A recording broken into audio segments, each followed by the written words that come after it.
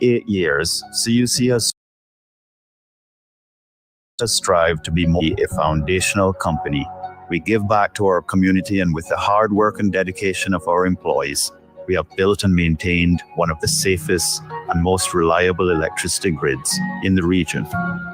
As we all look to the future, we at CUC want the Grand Cayman community to have confidence that our commitment to you will continue.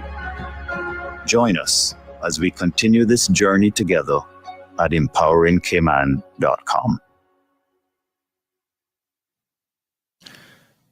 Good evening, everyone, and thank you for joining us today. Welcome to the second of 19 candidate forums for the 2025 general elections in the Cayman Islands, proudly hosted by the Cayman Islands Chamber of Commerce. My name is Omari Corbin, and I am honored to serve as the current president of the Chamber of Commerce. I'm also pleased to be one of the panelists posing questions to our candidates this evening. Before we begin, I sincerely thank the two Northside candidates, Johanny Ebanks and Justin Ebanks, for accepting our invitation to participate in tonight's forum. By appearing together on this platform, you demonstrate a shared commitment to the democratic process and the people of Northside. Your presence signals your readiness to address the pressing issues raised by the community through a recent chamber survey, which has helped shape the questions we'll be asking today. While time won't allow us to cover every question submitted, we will do our best to focus on the topics identified as the most important to the voters in the Cayman Islands and the Northside. When the Chamber was founded in 1965, it was built on the principle of supporting, promoting, and protecting the interests of our members and the wider community. Remaining strictly nonpartisan, we have proudly hosted these candidate forums every election year since 1988. We've provided a neutral platform for 9 elections where voters can hear directly from those seeking public office, helping our community make informed decisions on election day. The questions for tonight's forum have been carefully developed based on past and current chamber surveys, our 3-year advocacy agenda, and submissions from the public in various constituencies. No candidate has received these questions in advance, ensuring a fair and open discussion. As an organization committed to supporting a strong and sustainable Cayman, the Chamber's advocacy efforts focus on 3 key pillars: building a future-ready workforce, sustaining economic success, and advancing quality of life. The newly elected Chamber Council believes these pillars are fundamental to our island's continued growth and prosperity.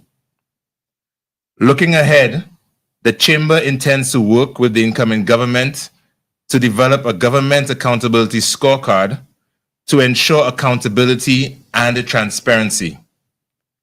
Additionally, we will seek representation on key government boards and authorities, as we believe our members bring valuable expertise that can help shape effective policies and initiatives. These forums require months of coordination, and I'd like to acknowledge the tremendous efforts of Will and the Chamber staff who have worked diligently behind the scenes. I'd like to express our gratitude to Ashley's Furniture and Home Store, Foster's, CUC, and Logic for their generous sponsorships, which have made these forums possible, and to our media partners, Cayman Mall Road, Cayman Live TV, and ICCI FM for broadcasting tonight's event. We are live streaming the forums, making it easier than ever for voters to tune in from the comforts of their homes. We hope this added accessibility encourages even greater participation in the democratic process. And now, it's time to begin. I'll turn the proceedings over to Will Panu, CEO of the Chamber of Commerce, who will serve as tonight's moderator. Will outline the forum's rules and introduce our Northside candidates. Good evening, candidates. Here are the rules for tonight's forum. Each candidate will be asked 10 questions or more, depending on the time. You'll have 2 minutes to elaborate on each question if you choose to do so. I will notify you when the timer is elapsed. You'll hear a ringer, and I'd ask you at that particular time to wind up your response. Each candidate will be allowed to answer the question without interruption, is free to differ with an opinion or position of your fellow candidate during your allotted response time. Candidates should deal solely with the issues and asking that no personal attacks be tolerated. At the conclusion of the forum, each candidate will be allowed 2.5 minutes to deliver a closing statement. And now let's introduce the candidates. Mr. Johani J. Ebanks serves as the Minister of Planning, Agriculture, Housing, Infrastructure, Transport, and Development. Minister Ebanks was elected as an independent representative for Northside District in the 2021 general elections. In this election, he's running as an independent. With an extensive background of over 20 years in the tourism and construction industries, Minister Ebanks brings a wealth of experience into his role. He has successfully owned and managed various businesses throughout his career, exemplifying his entrepreneurial spirit. Not only is Minister Ebanks deeply involved in the community, he is also deeply involved in the community. He actively contributes to the betterment of Northside through his charitable work with organizations like Meals on Wheels, and additionally, he participates in community events such as Pirates Week, the football camps, emphasizing the importance of service and giving back. Minister Ebanks firmly believes that one's true wealth lies in serving others and making a difference. Welcome, Mr. I'd say Johani Ebanks, but I call you Jay, right? Next, we'll move on to Mr. Justin Ebanks. He's a lifelong Northside resident with 27 years of active community involvement. Beginning his political engagement at the age of 14, when he first spoke on a political platform, Justin represents a new generation of leadership while honoring his district's traditions and values. With over 15 years of management and business development experience across telecommunications, logistics, and finance sectors, Justin brings proven problem-solving expertise to address Northside's challenges. His business acumen is complemented by his extensive community service, including coaching youth sports, serving on the Immigration Board, and contributing to the Hurricane Committee. Justin comes from a family tradition of excellence with parents who are respected leaders in finance and business administration. He is committed to delivering meaningful progress through his candidacy with the People's Progressive Movement. At this time, we're going to take a short commercial break, and we'll be back with the first questions of the candidates. Please stay tuned.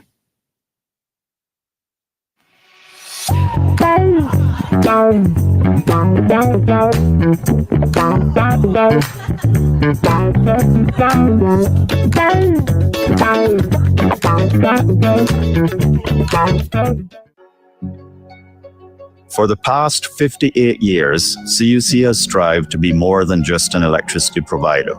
We have sought to be a foundational company. We give back to our community, and with the hard work and dedication of our employees, we have built and maintained one of the safest and most reliable electricity grids in the region. As we all look to the future, we at CUC want the Grand Cayman community to have confidence that our commitment to you will continue. Join us as we continue this journey together at empoweringcayman.com.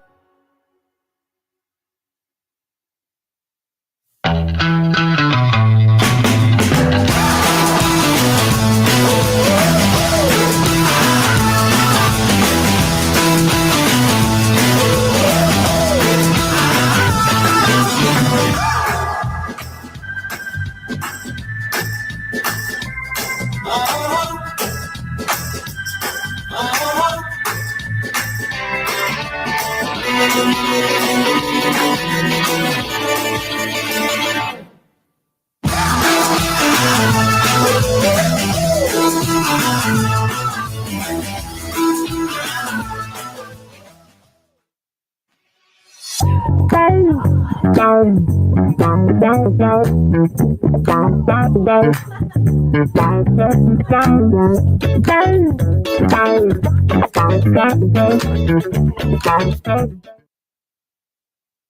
back to the Chamber of Commerce Candidates Forum for the constituency of Northside.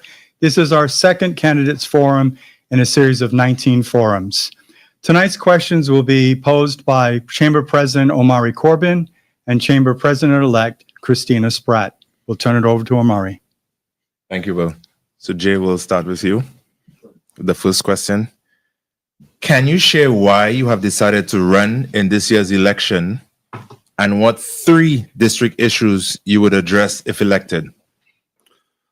Well, the reason I wanted to continue to be elected for Northside, because I could see where things are getting done. I'm a Northside needed an action man to get things completed, and I've been delivering for them.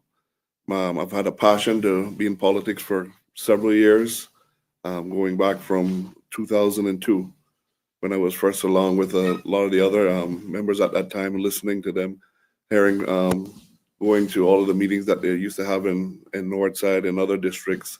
And it's, for some reason, it just found its way into me of serving the people. And I thought the best way for me to serve my people is to be able to give back to them and be able to open a voice for the people that are most lonely.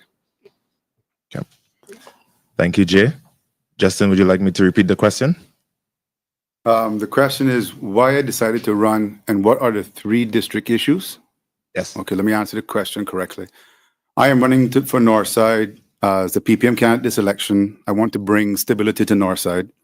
I want to use collective representation to allow the people of the district to have a say in how the district is run. I think it's important to have the people included in the decisions that are made in the district. I want to use my professional background to bring professionalism to this process. I also want to make sure that we create opportunities for people and solutions to create a better quality of life for the people of Northside. And I also want to put an end to the bullying and favoritism that has crept into politics recently. The 3 main issues we have identified is cost of living, housing, and lack of job opportunities. Should I elaborate on the 3? Cost of living is robbing people of the ability to expand their lives, being able to do better for themselves and their families. So we're looking at solutions to definitely reduce the cost of living. I hope tonight I get a chance to dive further into cost of living reduction.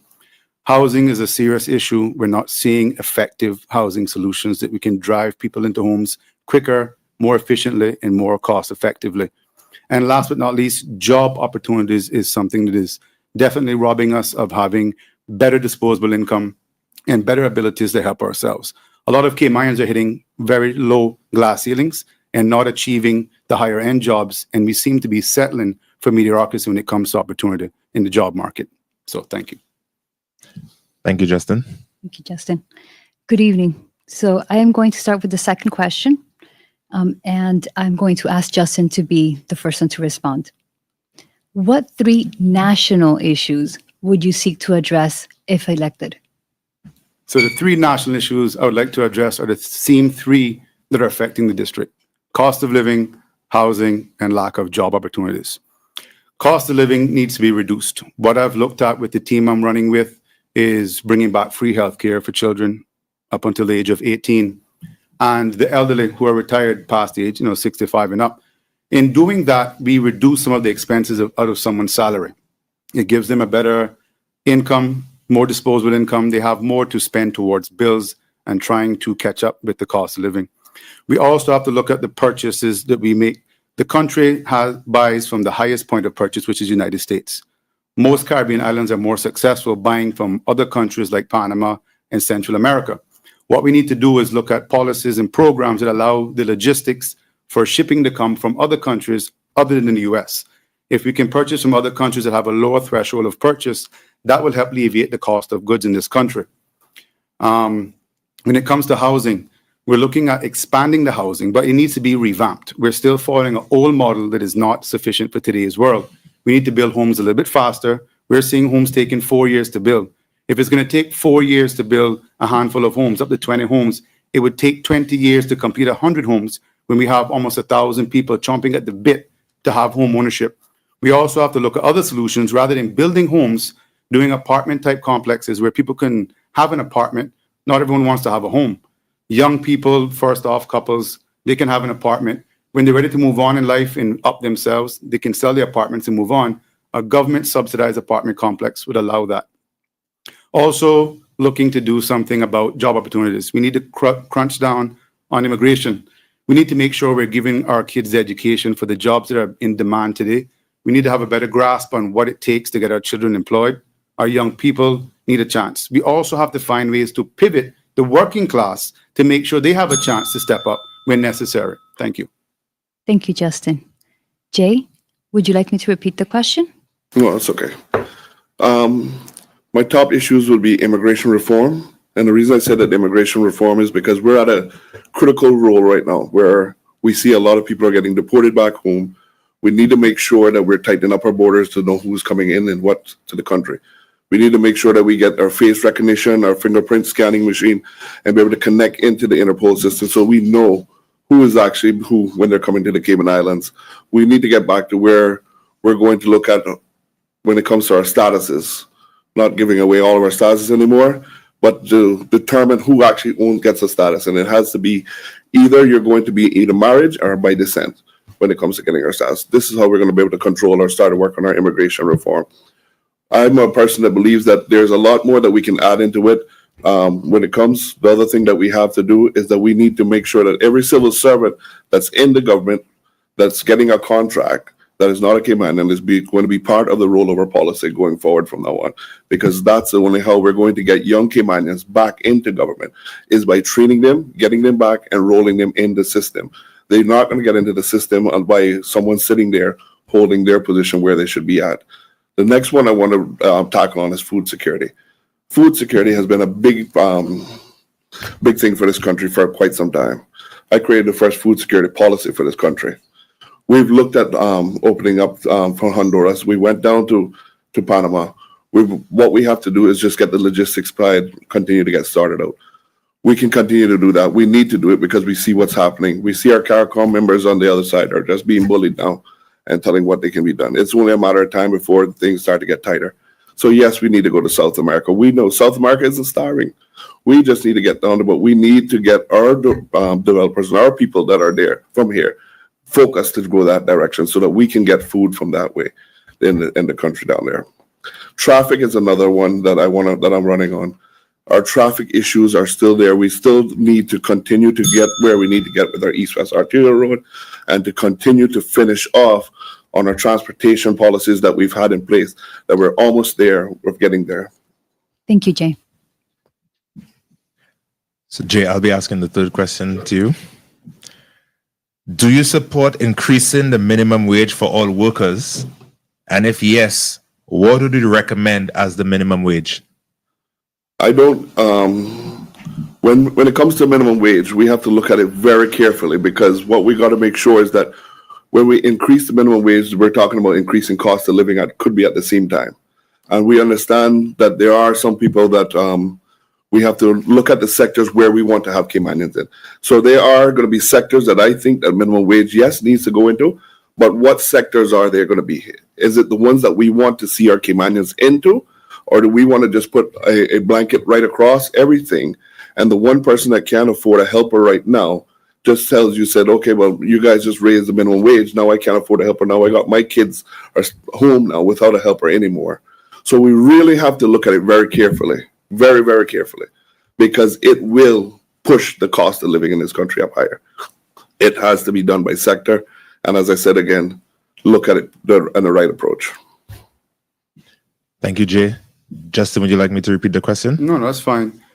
Yes, we need to look at increasing the minimum wage in this country. And the reason being is that we can establish that $6 or $7 an hour is definitely not enough to survive in this country.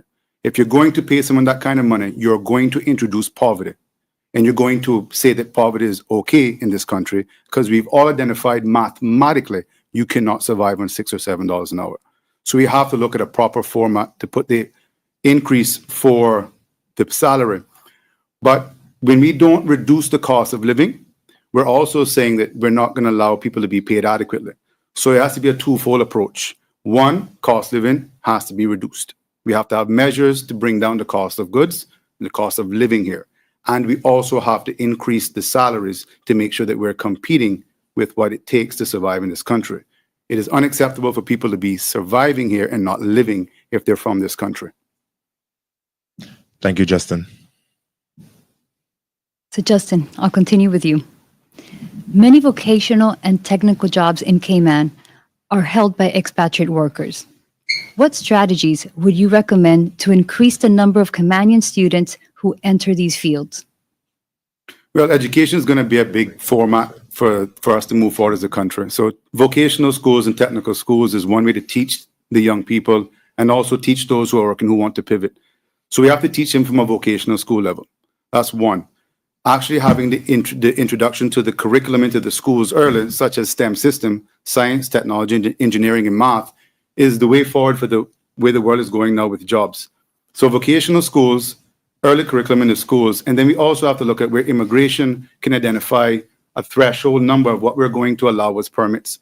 If they're going to get the certifications and they're going to get the qualifications, they still have to be able to get the employment. What we're seeing now, again, is that due to saturations in the market, a lot of times there's not room for them to get into those jobs. So it has to be a balance between immigration reform, making sure there's room for them to transition into those jobs, and the curriculum. We're seeing where AI and technology is now replacing people in the workforce. We're going to have to move back to blue-collar jobs and more service-based industries. So we definitely have to get a grasp up on what it's going to take to move people into those industries. So the curriculum in the schools, opening a proper vocational school that's accredited to make sure that once they finish those programs, it is recognized and they're able to go out and get jobs based on what they have learned and not just a paper certificate that doesn't have any weight or clout. So twofold, immigration and proper curriculum. Thank you, Justin. Jay? Repeat the question. Many vocational and technical jobs in Cayman are held by expatriate workers. What strategies would you recommend to increase the number of Caymanian students who enter these fields? Well, one of the first things when we talk about education, we've always said that for some reason, we think that if our kids aren't going to be in the banking or the financial industries, we kind of make them seem like they're nobody. Why are we not pushing for vocational training from just outside of primary school? Why are we not trying to filter these kids that they know? If you go and you talk to a kid today, he can pretty much tell you what he wants to do. But the problem is that politicians don't talk to the kids. They don't go there, they don't talk to them, they don't spend time with them. So they would not know what the education system that they need. Why are we not focusing them from the get-go when they want to be a fireman, if they want to be an electrician, so that by the time you are ready to graduate from school, you're making $35 to $45 an hour being an electrician right off the bat. You're already trained as a master electrician. You're already trained as a master mechanic, whatever direction you want to go. Let's start to channel those kids and put those in there instead of let's stop looking at just at the top 10 and saying, okay, well, these are the top 10. Here's where we want to go. We have failed their kids with our education system. We have watered it down. We need to go back, make sure that the system is working, and start to select these kids and say, look, if this is what you want to be, this is where we're going to push you to be in there. And yes, vocational training is very important. And I'm happy to see that people are realizing that now, because we have a PWD class right now, and we have a big number of kids that actually go there. But it's actually like a failure class. So once you have failed from the coming out of high school, here's your second opportunity. It is treated as that way. We need to stop treating it as a second opportunity and start to treat it as something as the first and say, look, it is okay to be an electrician. It's okay to be a plumber. We need to make our kids stop trying to tell our people that our kids that you have to shoot for this star, but we know you'll never get there. There are some kids that are going to get there, yes, but there are some kids that they're very good with their hands and can do anything. So why aren't we focusing those kids in the direction where they want to be instead of telling them, you have to go this direction? Thank you, Jay. Well, thank you, Candace. We've gone through the first 4 questions. We're going to take a short commercial break. Please stay tuned.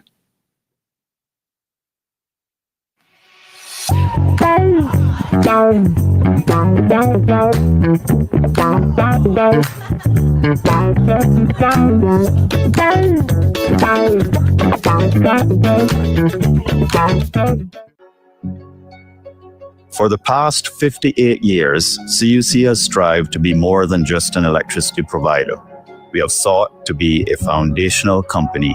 We give back to our community, and with the hard work and dedication of our employees, we have built and maintained one of the safest and most reliable electricity grids in the region. As we all look to the future, we at CUC want the Grand Cayman community to have confidence that our commitment to you will continue. Join us as we continue this journey together at empoweringcayman.com.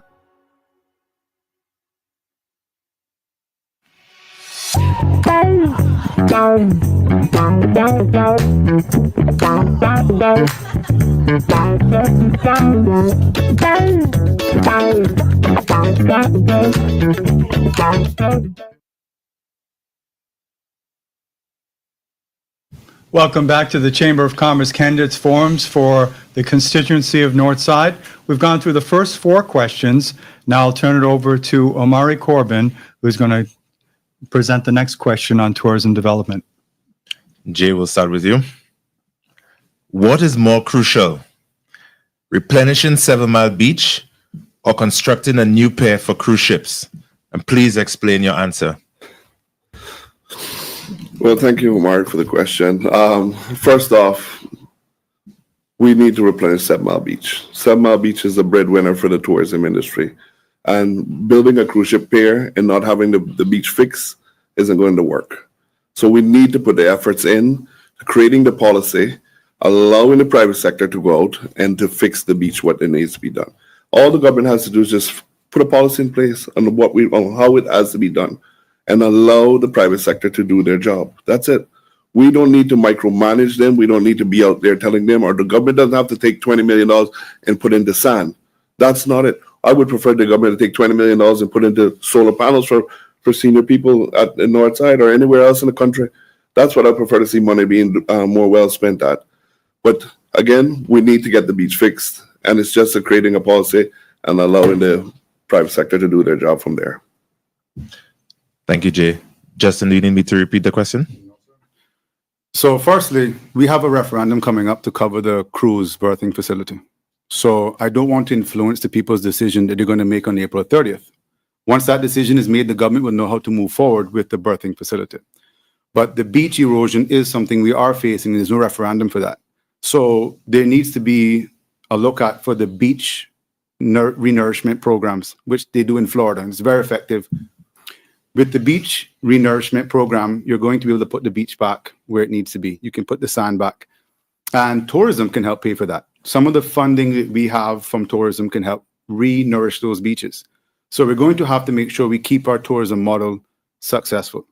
We have to make sure that stay-over tourism is successful, and the cruise tourism has to be successful, because the revenue gain from that will also help put back the beach.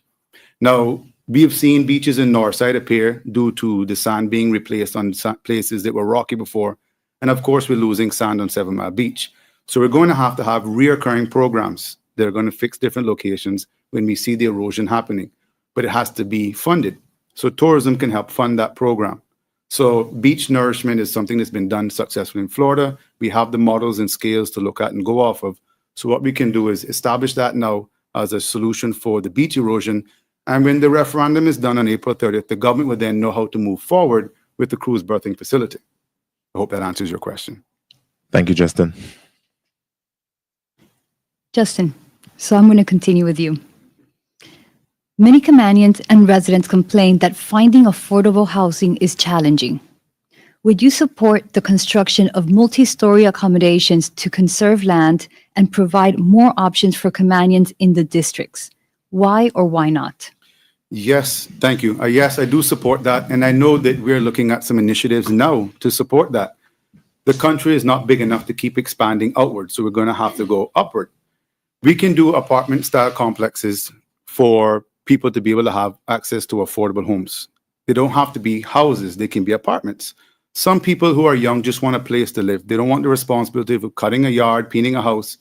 Government can subsidize those apartments and build in a contingency for what would replace strata. Now, the reason we have to do that is because people currently paying off their apartment mortgages, still have to pay strata. If you don't pay your strata, you can actually lose your place for failing to pay those stratas.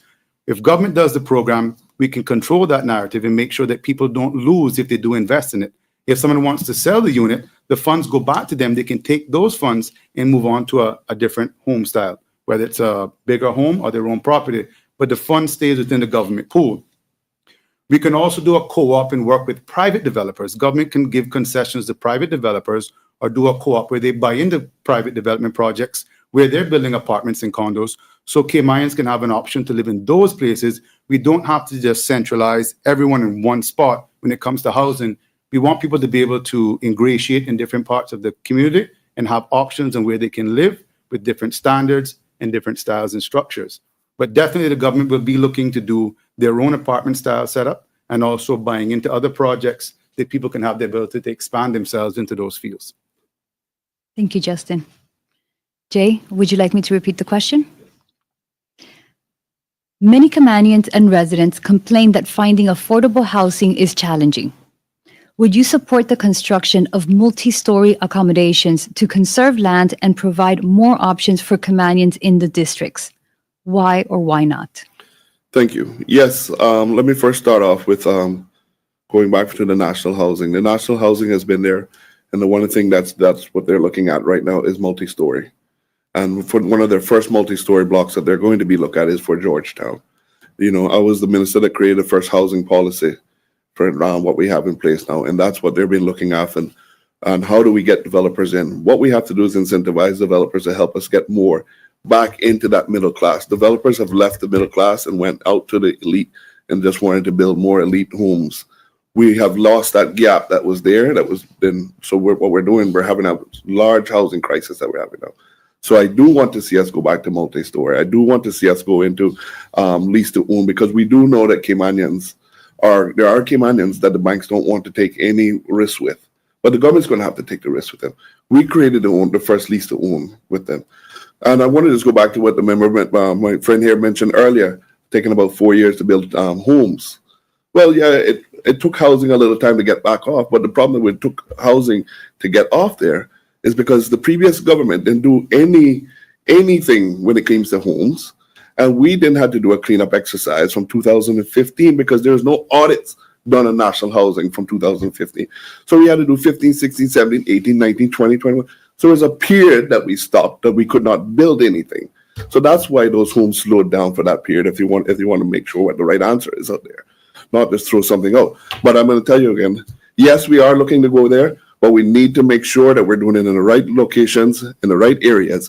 We're not just buying land and in any wetland area and going to throw down a block of homes in that area. And then that caused another ripple effect, because once we put something here, it channels off this section here where we're going to have a drainage issue problem. It needs to be done sustainable and to be done the right way. And I am going to be pushing for multi-story development, and we will be seeing one of the first ones that are being done in Georgetown, Central Georgetown. Thank you. Jay, I'll start with you for the next question. What solutions would you recommend to address the traffic gridlock many Northside commuters face, especially during the school year?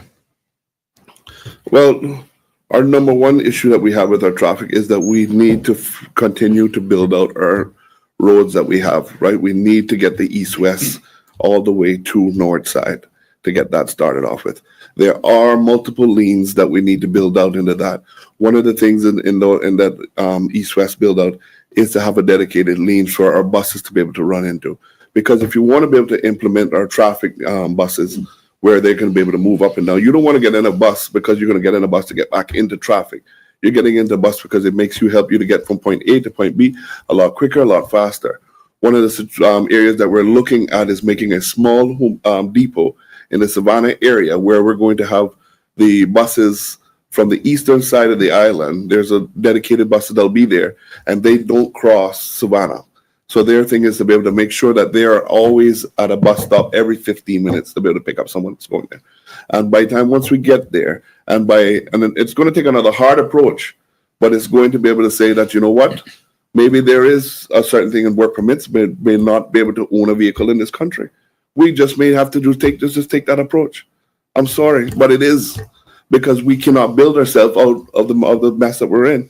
And what we need to look at is our safety standards, what I've created also, of what type of vehicles we can bring into this country. Because the Cayman Islands is becoming a dumping ground for those vehicles that are coming from China. Because you know why? They cannot be on their roads anymore. So they're finding the easiest way to get them here. And everyone is owning a vehicle. There's certain countries so these people are coming from, they have never owned a license until they got here. But once we fix this problem, then it would allow Caymanians to start an Uber system where part of Caymanian can own his own vehicle then and be able to pick up the slack for those that need to be transferred up and down. So we can have the taxi operators and we can have an Uber system that deals with the local market at the same time. Thank you, Jay. Justin, do you need me to repeat the question? No. So the East-West Arterial Road will be an alternate route. It'll be there to help alleviate traffic, and it'll be a means for any emergencies that happen on the current main road. But a public transport system will have to be properly put in place. Now, if a bus has to pick up people from each doorstep or throughout the district, it's going to take too long for that bus to collect people to get them where they need to go in time. What we can look at is doing depots in each part of the country. Every district should have a parking depot where people can park their cars and catch the bus. Having a centralized location will speed up the process of getting onto that bus and then being able to be traversed into different districts.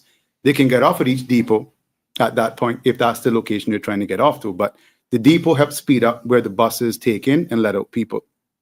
Secondly, the bus system has to be set up and structured where it has a timely operation and it has to be successfully subsidized by government.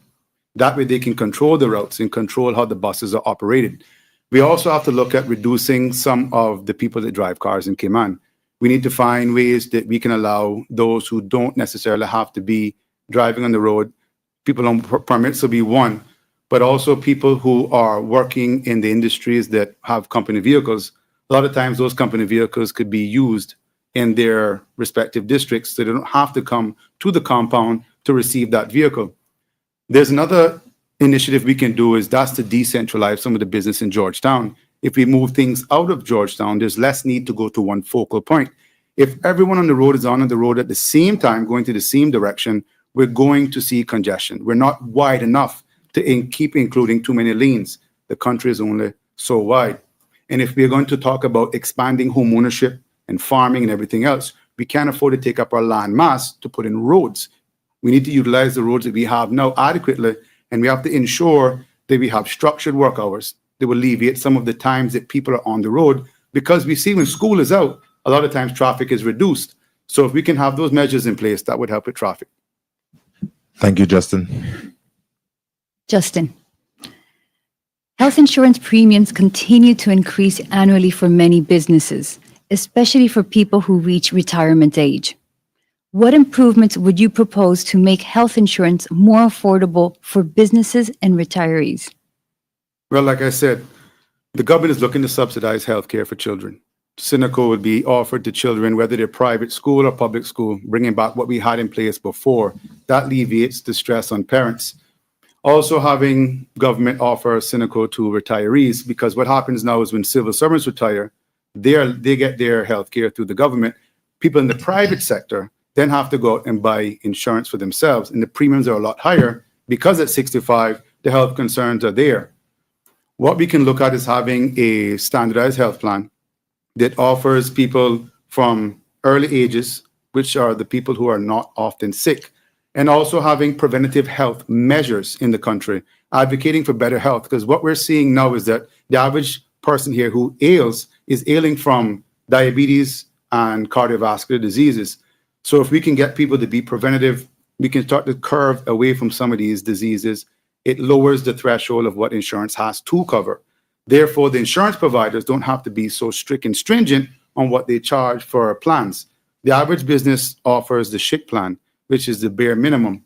And if we had something that was more standardized, it would give a formula for where companies have to give something just a bump up from that to make sure people are adequately covered. So Cineco compensating for the working class that are over 65 and the kids who aren't 18 alleviates the stress of the parents. So if they did have to pay higher premiums, they would already be saving by not having to pay for their kids. And those who are retired would automatically have that health care to fall back on. so they wouldn't have to use their pension money or their savings to compensate for healthcare that's going to be well needed.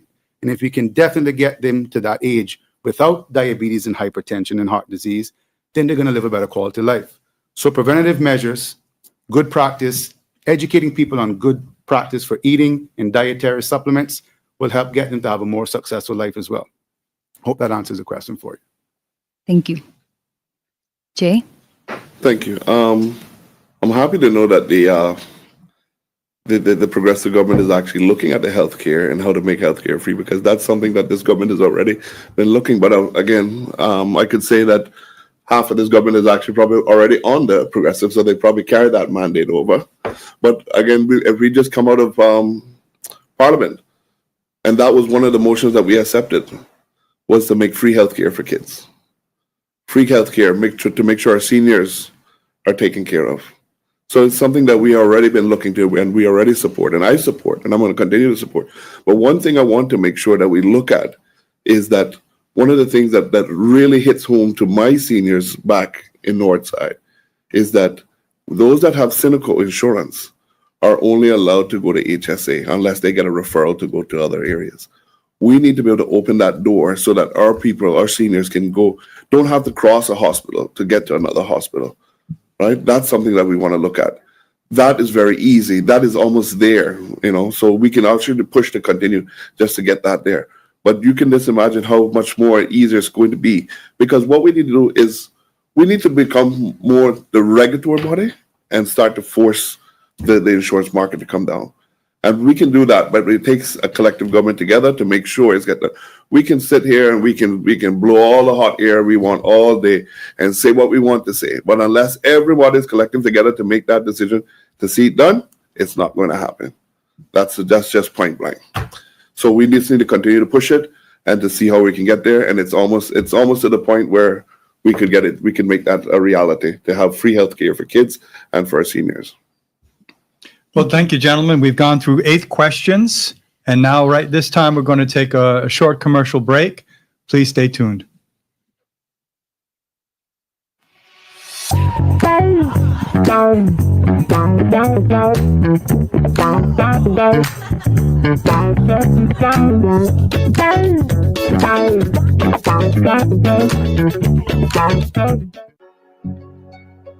For the past 58 years, CUC has strived to be more than just an electricity provider. We have sought to be a foundational company. We give back to our community, and with the hard work and dedication of our employees, we have built and maintained one of the safest and most reliable electricity grids in the region. As we all look to the future, we at CUC want the Grand Cayman community to have confidence that our commitment to you will continue. Join us as we continue this journey together at empoweringcayman.com.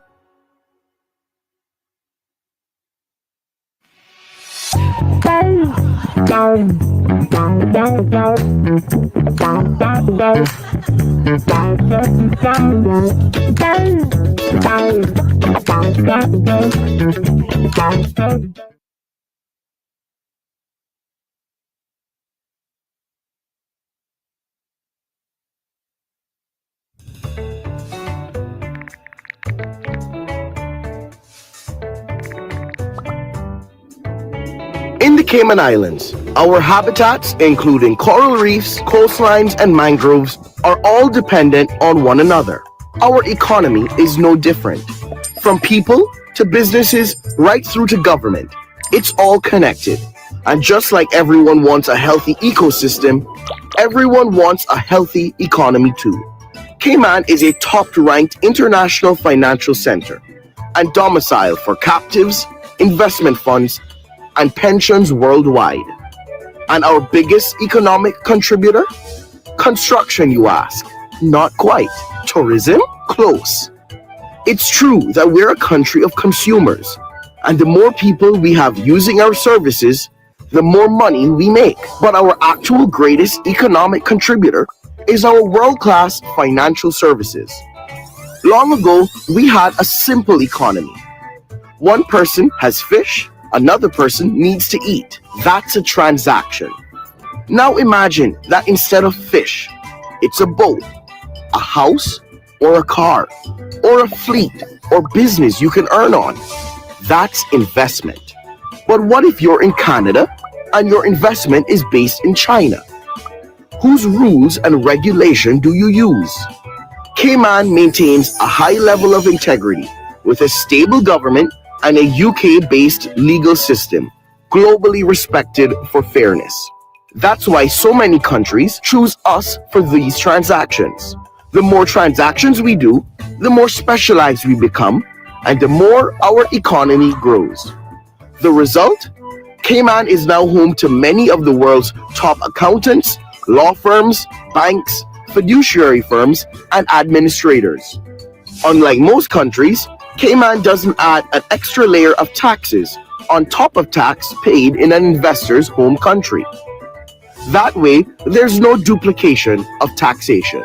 Instead, our financial services fees ensures constant investment in our professional sector's exceptional service. Cayman's tax-neutral status combats tax evasion with legislation, regulation, and more, ensuring the highest international standards for transparency and cross-border cooperation and attracting reputable investors. All these factors make the Cayman Islands an ideal and trusted international financial center.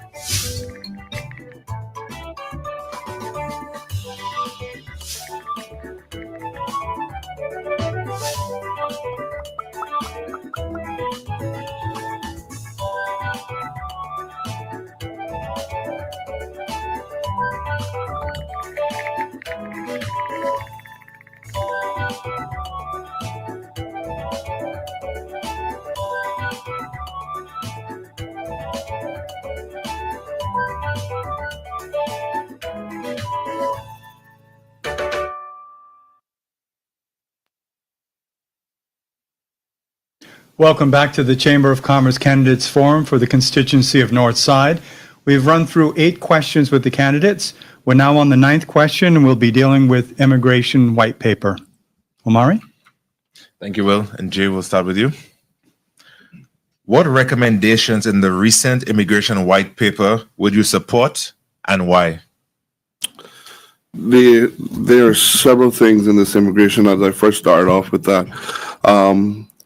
My number one topic is going to be in immigration, always going to be immigration reform, but we're going to start with our statuses. We have to start there. We have to fix that first.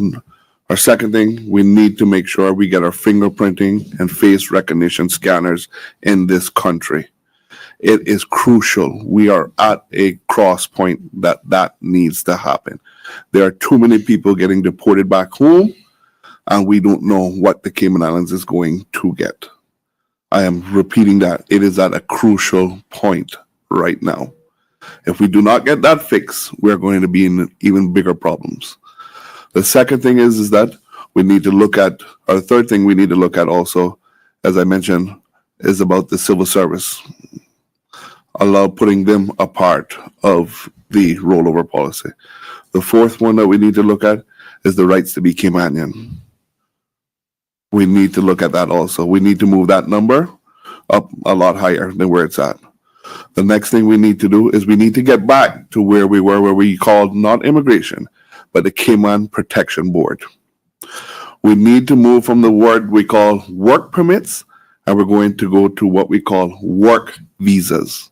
Because when you come to this country, you will understand that you are a visitor of this country. We're going to back to where part you have your identification.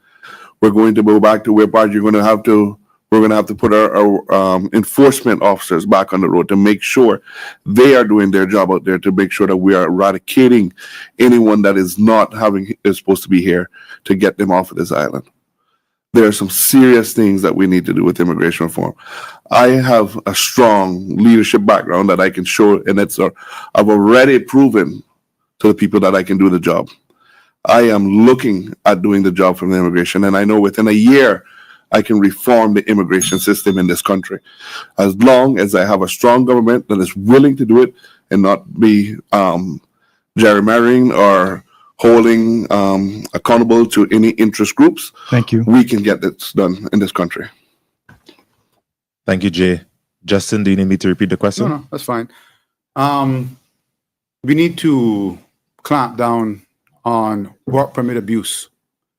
We need to make sure that we're clamping down on the people who are working outside the remit of their permits and they're taking away from job opportunities for our local people. We need to make sure that we expand immigration enforcement so that they're able to go out and enforce and ensure that companies are adhering to the country's permit policies.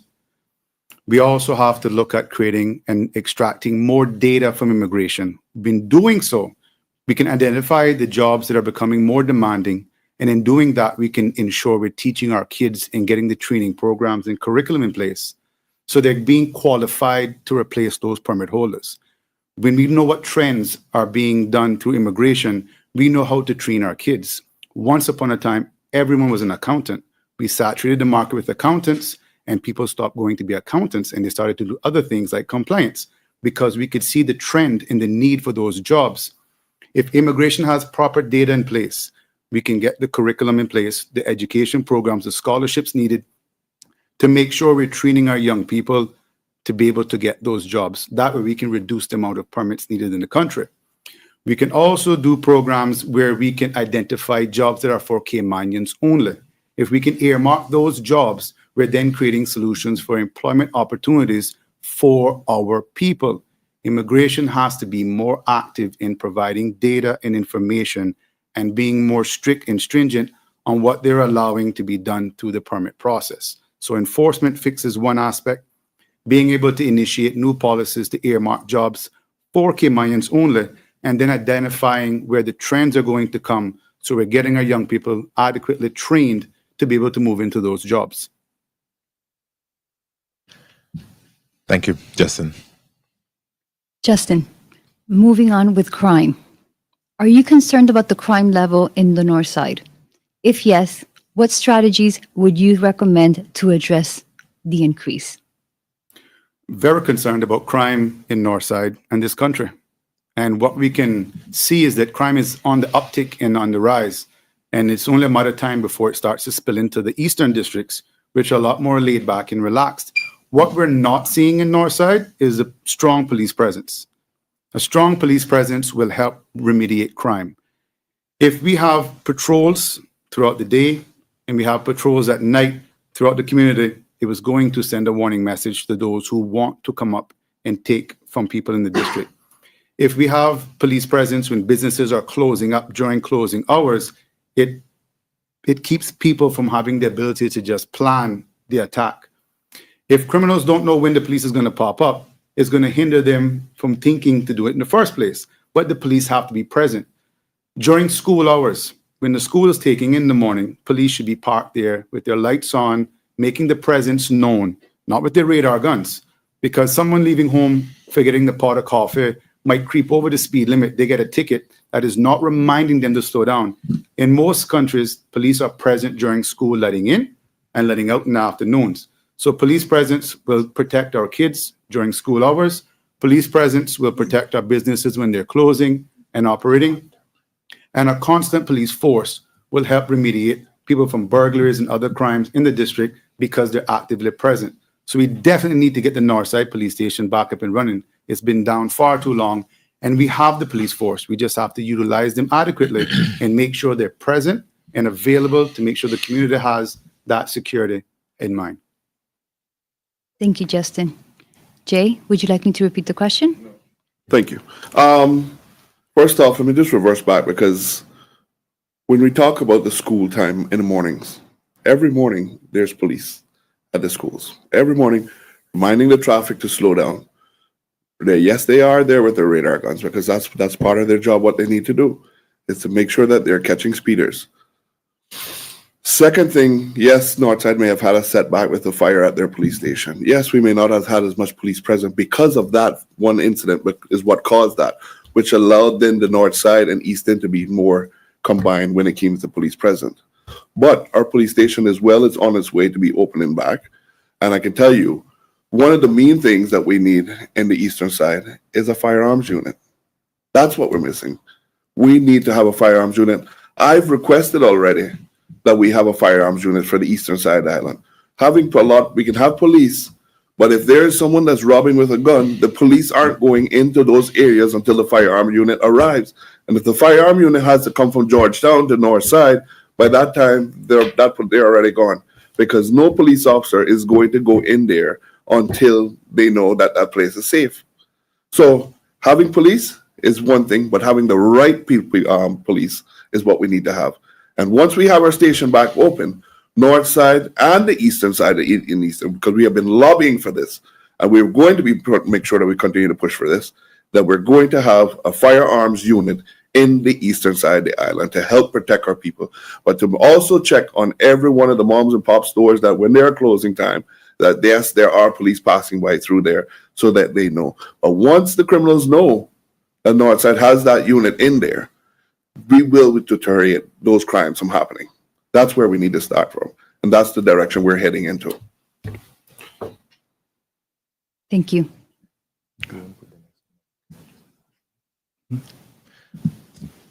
Jay, I'll start with you. Now, this question is long, so I will read it twice.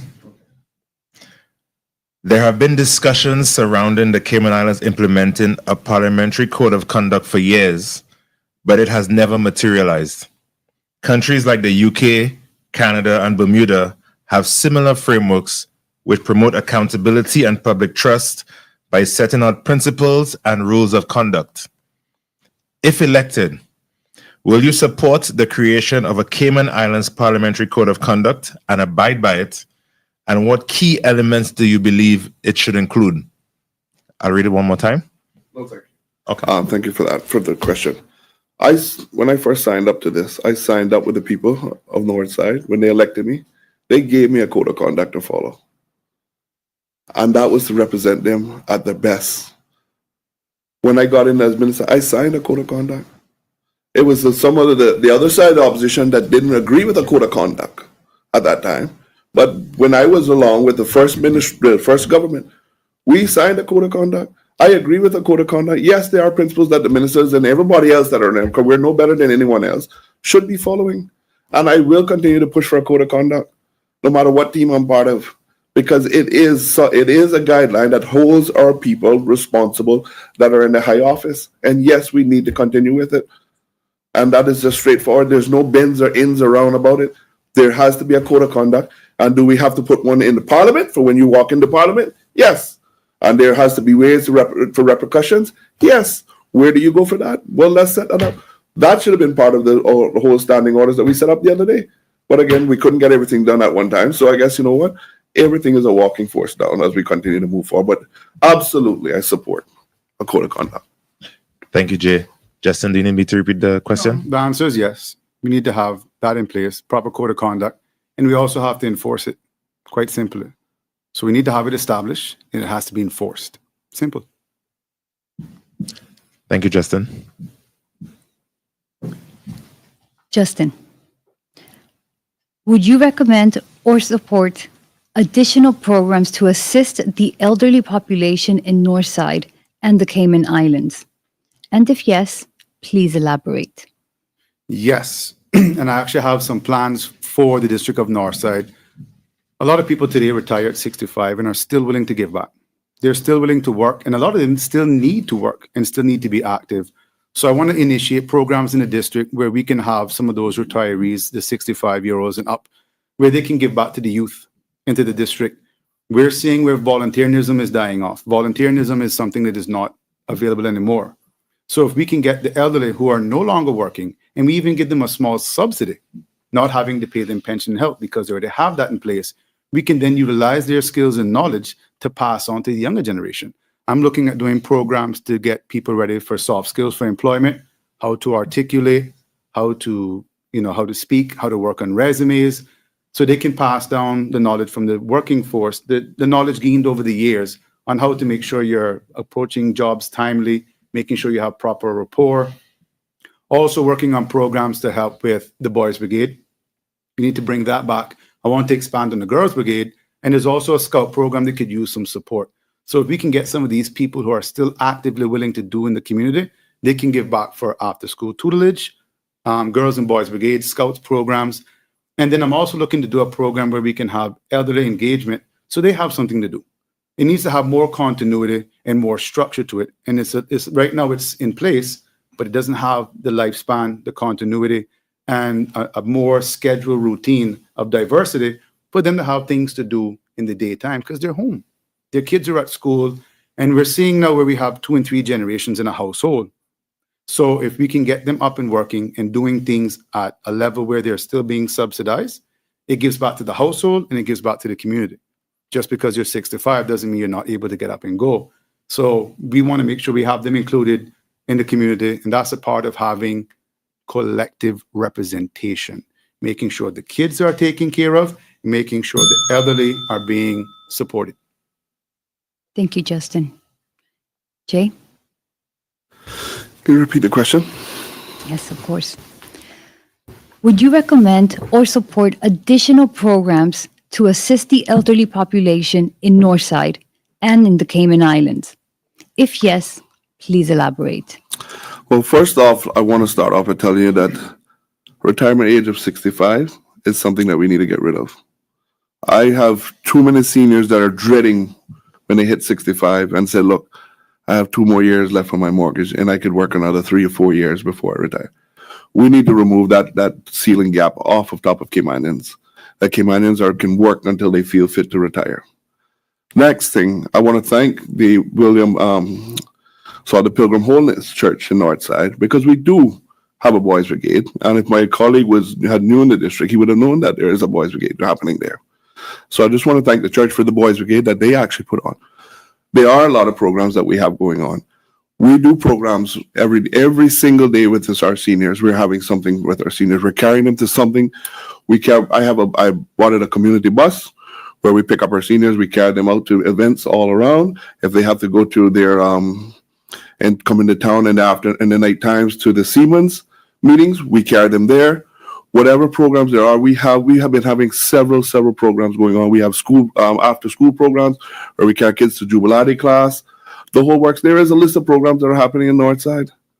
There are a lot of seniors. If you don't get to know the seniors in Northside, and they'll tell you they're happy. They sit down and they tell us every single week what they want to do, and we action what they want to do. We work with them 24/7. We see them every day. We do what we have to do with the kids every day. I listen to the kids. I probably have a garage full of kids right now sitting at my house right now. And you know what they're telling me? The one thing that they asked me for when I ran, they said, Mr. J, once you get elected, you know what I want you to do? I want a basketball court. I delivered them a basketball court. You know what they wanted the other day? As a pickleball court, because pickleball was taken off and pickleball was all in Georgetown. Now they're getting a pickleball court. I support the young activities, what the younger kids are asking for. But if you do not talk to the kids, you will not know what's happening in your district. And if you do not talk to the seniors, you will not know what the seniors want. Thank you. Thank you, sir. Jay. Well, we've gone through 12 questions, gentlemen, and now we're going to take a short commercial break. And when we return, we'll have the 2.5-minute closing statements from each candidate. Please stay tuned.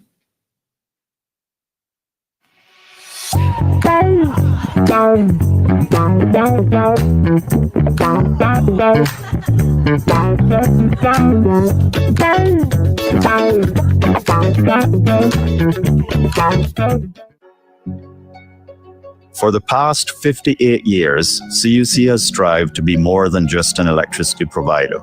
We have sought to be a foundational company. We give back to our community, and with the hard work and dedication of our employees, we have built and maintained one of the safest and most reliable electricity grids in the region. As we all look to the future, we at CUC want the Grand Cayman community to have confidence that our commitment to you will continue. Join us as we continue this journey together at empoweringcayman.com.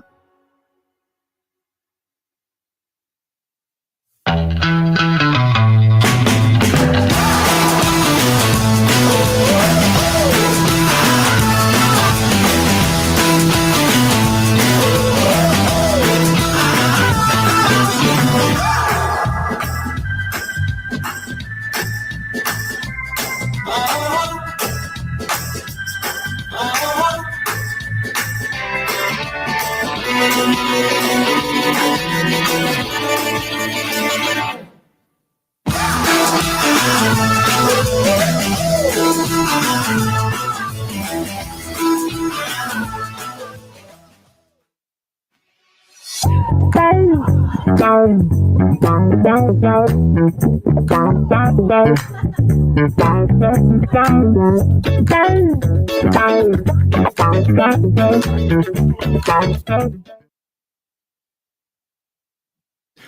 back to the Chamber of Commerce Candidates Forum for the constituency of North Side. We've gone through 12 questions this evening, and now we're in the closing statements for each candidate, and we'll begin as they're seated, and we'll begin with Jahoni Ebanks. Jahani. Sorry, Don't sir. worry. My fellow Northsiders, you have elected a candidate and you have proven to me and given me 4 years. I'm asking you for my re-election now. You've elected a workaholic, someone that doesn't mind getting the work done, going in and working very hard. Someone that's unbought, unbossed, and unafraid. I am a leader for you. I am a champion for you. I continue to fight for you no matter what. And you know what? No special interest groups. You can always say that no special interest group owns your minister, your MP. My fellow Northsiders, when we go back to the polls, there's only one thing you can do. There's only one way, and it is for vote number 1 for J.E. Banks, and that is it. I have a proven, stable leadership track record. I can actually take the slogan from the progressive government. I've proven it. I'm a stable, and I've been a strong leadership.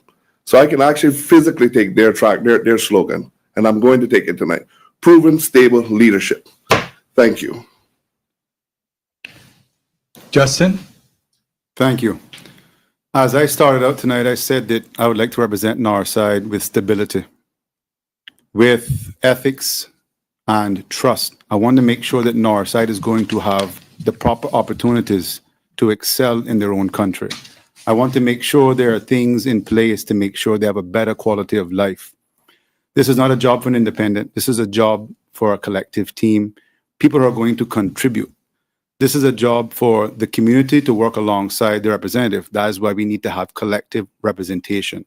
The representative needs to be present in the homes, in the lives of the people, and making sure they're having a fair share of what it takes to be successful in their own district and to make sure they're given a say in what happens in their district. The people of Northside need to be able to have the decision-making ability, have a say, and be able to design what they want for the community. I plan to bring to you a development plan for the community. I plan to bring back the district council and make sure there's a district committee that we can adhere to all the different aspects of the community.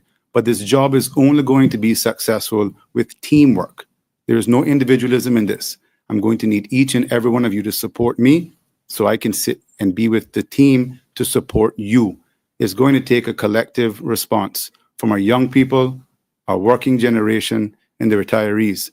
So on April 30th, I ask the people of Northside to vote for stability, structure, and a track record of success with the PPM government behind me. We can do great things together. With the people of Northside working with me, we're going to accomplish a lot. God bless Northside, the people of Cayman. I want to thank the Chambers for hosting tonight and the ability to be here and speak. Thank you very much, ladies and gentlemen. God bless. Well, thank you, gentlemen. And now we're going to turn it over to Chamber President Omari Corbin for some closing statements. On behalf of the Chamber Council and staff, I thank Jahoni Ebanks and Justin Ebanks for participating in this evening's forum. I trust that this forum will help Northside voters determine who to vote for when they go to the polls on April 30th.